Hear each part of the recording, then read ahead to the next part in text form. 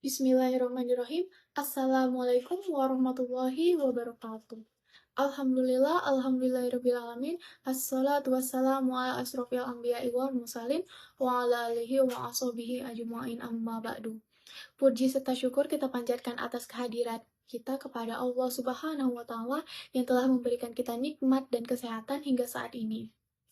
Salawat serta salam tidak lupa pula kita panjatkan kepada Nabi besar kita yaitu Nabi Muhammad SAW dan semoga kita kelak menjadi umatnya yang mendapatkan syafaatnya di yaumul akhir kelak. Amin amin ya robbal alamin. Sebelumnya, perkenalkan nama saya Dewi Lanskar Arum dengan NIM 106012430037 dari kelas DK 4805. Di sini saya izin menyampaikan kultum saya dengan judul Konsekuensi Penyalahgunaan Kekuasaan, Abuse of Power dalam Perspektif Islam. Yang pertama, apa sih definisi kekuasaan dalam Islam?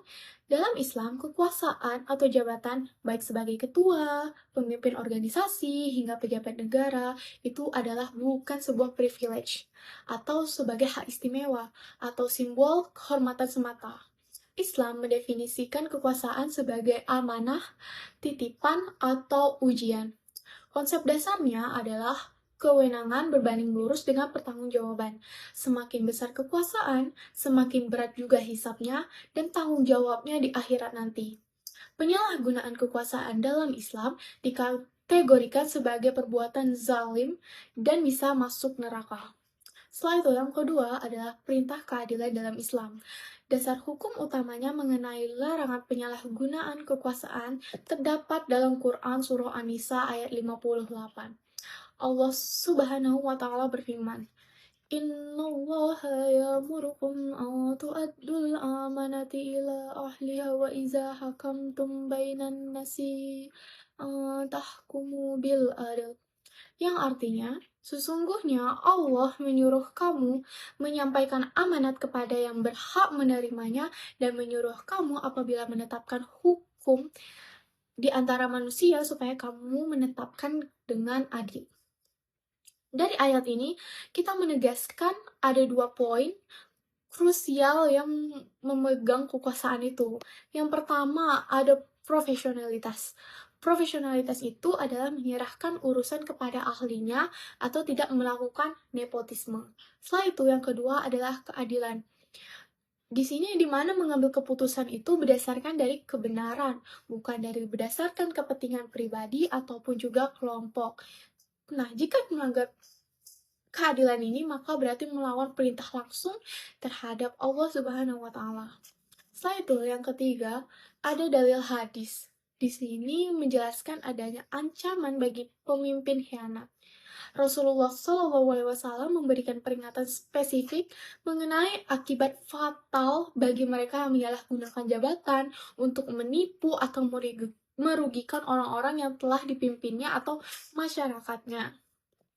Nah, dalam hadis riwayat Bukhari dan Muslim, Rasulullah SAW pernah bersabda, tidaklah seseorang hamba Allah yang memberi amanah untuk memimpin rakyatnya atau bawahannya.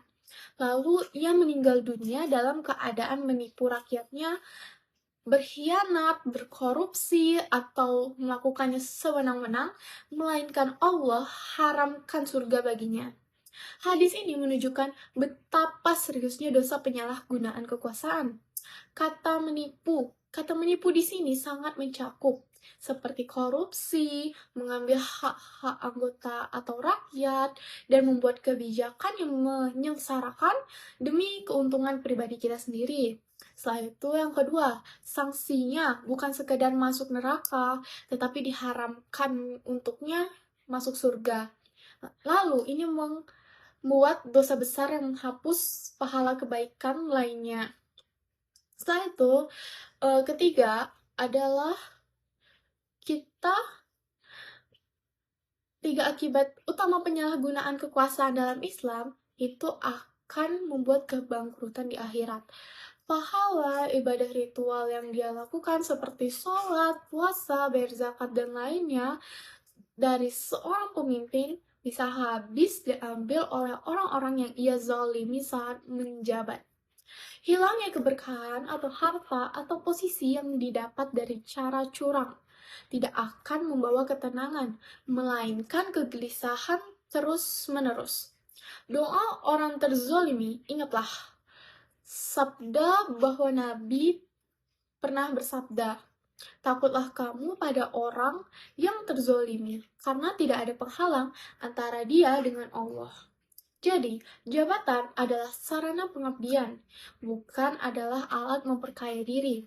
Jika tidak mampu berlaku adil, lebih baik tidak usah meminta jabatan, karena risikonya tidak hanya di dunia, namun juga di akhirat. Baik, sekian dari kultum saya. Jika ada kesalahan kata atau penyampaian, mohon dimaafkan. Nun wal falam mimma yasturun. Wassalamualaikum warahmatullahi wabarakatuh.